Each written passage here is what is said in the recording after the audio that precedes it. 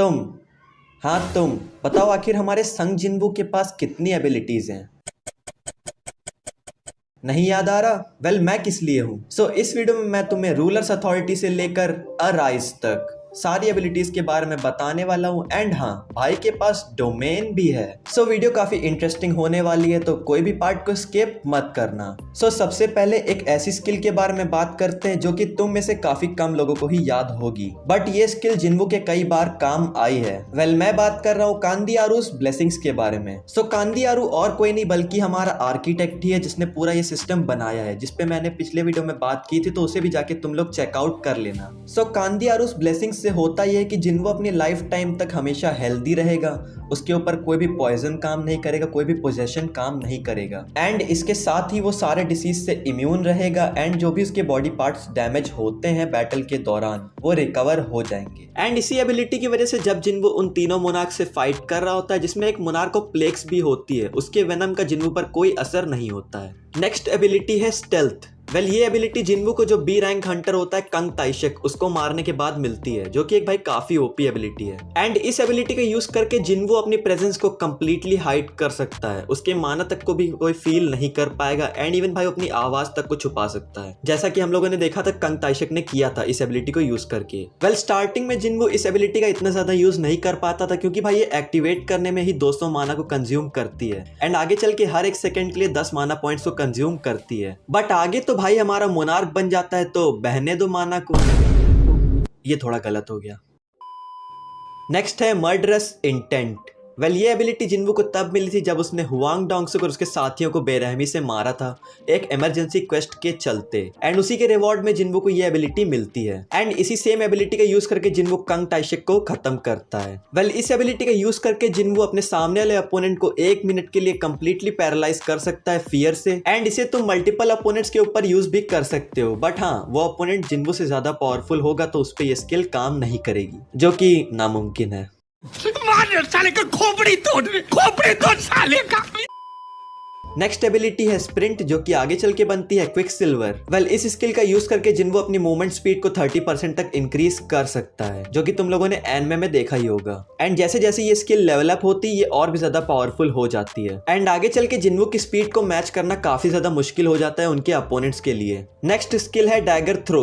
Well starting से हम लोगों ने देखा कि भाई जिन्बू को डैगर्स काफी ज्यादा पसंद है, चाहे वो कसाका का वेनम फैंग हो या फिर कैमिश का रैथ हो। जिन्बू को बैटल में डैगर्स का यूज करना काफी ज्यादा पसंद है, एंड इसी के चलते जब भाई जिन्बू जॉब चेंज क्वेस्ट में होता है एंड वहां पर नाइट किलर को खरीदता है, तब वहां पर जो मैजिशियंस होते हैं उनको मारने के बाद जिन्बू को एक स्किल मिलती है dagger throw. And dagger throw आगे चल के बनता है डैगर रश, जिसका यूज करके जिन्बू मल्टीपल डैगर्स को अपने अपोनेंट्स की तरफ फेंक सकता है। एंड इस एबिलिटी का यूज जिन्बू ने बैटल में काफी बार किया है, इंक्लूडिंग उसकी जब बैटल आर्किटेक्ट से हुई थी तब भी उसने इस एबिलिटी का यूज करा था। नेक्स्ट है क्रिटिकल अटैक। वेल ये एक डैगर ओनली स्किल है, एंड ऑब्वियसली संग जिन्बू को डैगर्स पसंद है, सो इस स्किल का यूज करके जिन्बू अपने सामने वाले अपोनेंट पे काफी ज्यादा क्रिटिकल अटैक कर सकता है उसके वाइटल पॉइंट्स को हिट करके, जिससे जिन्बू अपने से भी ज्यादा पावरफुल अपोनेंट्स को इजीली हरा सकता है। एंड जेजू आइलैंड रेड के दौरान जब जिन्बू एंड किंग से फाइट कर रहा था, तब भाई ये स्किल इवॉल्व होके बन जाती है म्यूटिलेट, जो कि इतनी ज्यादा पावरफुल हो जाती है कि जिन्बू इसका यूज करके एंड किंग को भी हरा देता है। एंड म्यूटिलेट जिन्बू की एक काफी ज्यादा पावरफुल एबिलिटी है, जिसका यूज करके जिन्बू काफी ज्यादा एंड काफी तेजी से अपने अपोनेंट के ऊपर स्लैशेस मार सकता है, एंड कुछ ही सेकंड्स में उसे 20 से काट सकता है। वेल अब यहाँ से शुरू होती है जिन्बू की सबसे ओपी एबिलिटीज।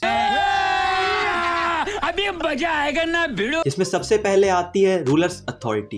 इग्रिस को हराने के बाद जिन्बू को एक रून स्टोन मिलता है, जिससे उसे मिलती है रूलर्स हैंड एबिलिटी, जिसे तुम लोग डोमिनेटर टच के नाम से भी जानते होगे। वेल इस एबिलिटी का यूज करके जिन्बू किसी भी ऑब्जेक्ट को बिना छुए मैनिपुलेट कर सकता है। वेल स्टार्टिंग में जिन्बू इसे इग्रिस के जैसे यूज नहीं कर पाता है, बट जैसे जैसे वो लेवल अप होता है वो भाई इस स्किल को फुल पोटेंशियल में यूज करता है। वेल जिन्बू इस स्किल का यूज करके भाई कई कारनामे कर दिखाता है। वो हवा में अपने आप को प्रोपेल कर लेता है, जिससे भाई वो अपने मूवमेंट की स्पीड को बढ़ा सकता है, एंड भाई अपनी डायरेक्शन को भी चेंज कर सकता है। एंड आगे जाके भाई ये स्किल इवॉल्व होती है एंड बन जाती है रूलर्स अथॉरिटी, एंड ये स्किल इतनी ज्यादा पावरफुल हो जाती है कि जिन्बू इसका यूज करके लोगों को भी कंट्रोल कर सकता है। एंड थॉमस आंद्रे से फाइट के दौरान भी जिन्बू ने इस स्किल को कई बार यूज किया है, स्पेशली तब जब थॉमस आंद्रे अपनी पावरफुल स्किल कैप्चर का यूज करता है एंड हर चीज को अपनी तरफ पुल करता है, तब जिन्बू रूलर्स अथॉरिटी का यूज करके ही उससे बचता है। एंड ओरिजिनली ये स्किल सिर्फ रूलर्स और उनके वेसल्स के पास ही थी। नेक्स्ट स्किल है ड्रैगन स्फीयर। एंड एक्चुअल में ये स्किल सिर्फ आंतरिस और उसके जो ड्रैगन्स थे उन्हीं के पास थी। बट फाइनल बैटल के दौरान जिन्वो कैमिश के रून स्टोन का इस्तेमाल करके ड्रैगन स्फीयर एबिलिटी को ऑब्टेन कर लेता है। एंड जिन्वो इस एबिलिटी को यूज भी किसके सामने करता है? मोनार्क ऑफ डिस्ट्रक्शन यानी कि किंग ऑफ ड्रैगन्स आंतरिस के सामने।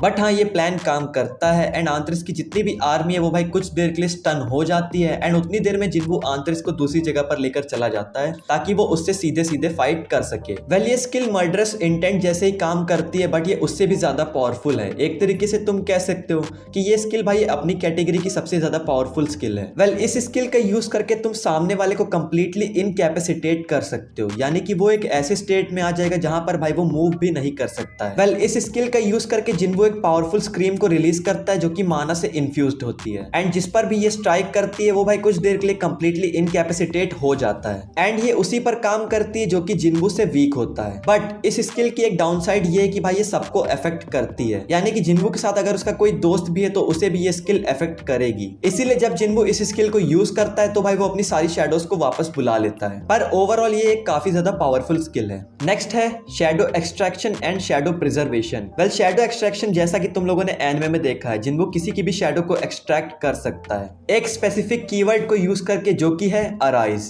वेल पहले इस स्किल पे कुछ लिमिट्स लगी थी, जैसे कि जिन्वो सिर्फ 3 बार शैडो एक्सट्रैक्शन को यूज कर सकता है एंड इन 3 बार के अटेम्प्ट में अगर शैडो एक्सट्रैक्ट नहीं होती है तो भाई जिन्वो उस बीइंग की शैडो को एक्सट्रैक्ट नहीं कर सकता है। एंड दूसरी चीज ये टारगेट की स्ट्रेंथ और टाइम ऑफ डेथ पर भी डिपेंड करता है। अगर टारगेट जिन्वो से ज्यादा स्ट्रॉन्ग है एंड उसकी डेथ को काफी ज्यादा टाइम हो चुका है तो चांसेस ज्यादा होते हैं कि शैडो एक्सट्रैक्शन फेल हो जाएगा, जैसा कि कैमिश के साथ हुआ था। एंड दूसरा है शैडो प्रिजर्वेशन। वेल जिन भी शैडोज को जिन्वो एक्सट्रैक्ट करता है वो इस एबिलिटी की मदद से उन्हें स्टोर करता है, जिस पर स्टार्टिंग में तो एक लिमिट लगी थी कि जिन्वो एक लिमिटेड अमाउंट ऑफ शैडोज को ही स्टोर कर सकता है। बट जब जिन्वो को शैडो मोनार्क की कंप्लीट पावर्स मिली तो ये सारी लिमिट्स हटा दी गई थी एंड इसी एबिलिटी का यूज करके जिन्वो अपनी शैडोज के साथ अपनी सेंसेस को एक्सचेंज कर सकता है, यानी कि वो अपनी शैडोज का इस्तेमाल कर सकता है ताकि वो मल्टीपल लोगों पर नजर रख सके। एंड जिन्वो ऐसा करता है अपनी शैडोज को उनकी शैडोज के अंदर छुपाकर, ताकि वो उनकी हर मूवमेंट पर नजर रख सके। नेक्स्ट है शैडो एक्सचेंज। वेल ये स्किल जिन्वो को तब मिलती है जब जिन्वो डीमंस कासल क्वेस्ट को कंप्लीट कर लेता है, यानी कि उसके अंदर जो 100 लेवल्स होती है उन सबको कंप्लीट कर लेता है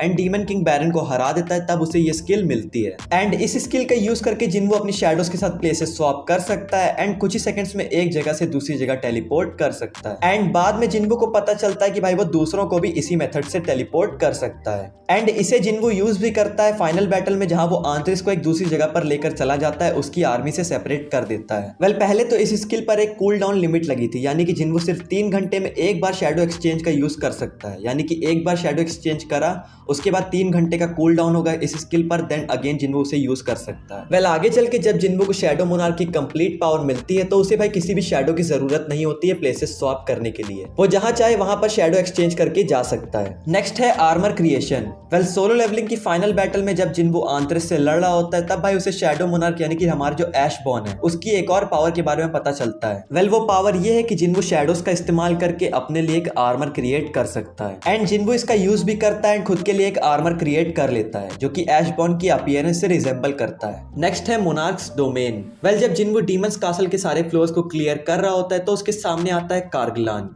एंड वहां पर जिन्वो कहता है डोमेन एक्सपेंशन। वेल ऐसा कुछ तो नहीं होता है, बट हाँ जब जिन्वो लेवल 70 पर पहुंच जाता है डीमंस कासल के फ्लोर्स को क्लियर करते करते, तब उसकी एक जॉब स्पेसिफिक स्किल अनलॉक होती है जो कि है मोनार्क्स डोमेन। वेल इससे होता यह है कि जब भी जिन्वो की शैडोज उसके आसपास लड़ाई करती हैं तो मोनार्क्स डोमेन से उनके जो स्टैट्स होते हैं वो 50% इंक्रीज हो जाते हैं, यानी कि वो और भी ज्यादा पावरफुल हो जाते हैं जब वो जिन्वो के आसपास लड़ाई कर रहे होते हैं। एंड इस स्किल को जिन्वो ने सबसे पहले कार्गलान के अगेंस्ट यूज किया था एंड उसे हराकर जिन्वो ने उसे भी अपनी शैडो आर्मी में शामिल कर लिया था एंड उसका नाम रखा था टस्क। एंड आगे भी जिन्वो इस स्किल को यूज करता है। वेल ये सारी तो जिन्वो की मेन एबिलिटीज थी, इसके साथ साथ जिन्वो के पास इमेंस स्ट्रेंथ है, इमेंस स्पीड है, इमेंस ड्यूरेबिलिटी है, मेमोरी मैनिपुलेशन है जिसकी मदद से जिन्वो किसी की भी मेमोरीज को इरेज कर सकता है या फिर वापस भी ला सकता है। इसके साथ साथ एडवांस डैगर टेक्निक्स हैं जिसकी मदद से जिन्वो जब भी डैगर यूज करेगा बैटल में तो उसका इफेक्ट 33% ज्यादा होगा उसके ओपोनेंट के ऊपर। एंड इन सबको तुम डिटेल में स्टडी कर सकते हो सोलो लेवलिंग फैंडम पर जाकर। वेल आगे भी भाई मैं ऐसी अमेजिंग कंटेंट को कवर अप करने वाला हूं तो उसके लिए चैनल को सब्सक्राइब कर लेना एंड अगर जानना है जिन्वो की शैडोज के बारे में तो इस वीडियो पर क्लिक करो।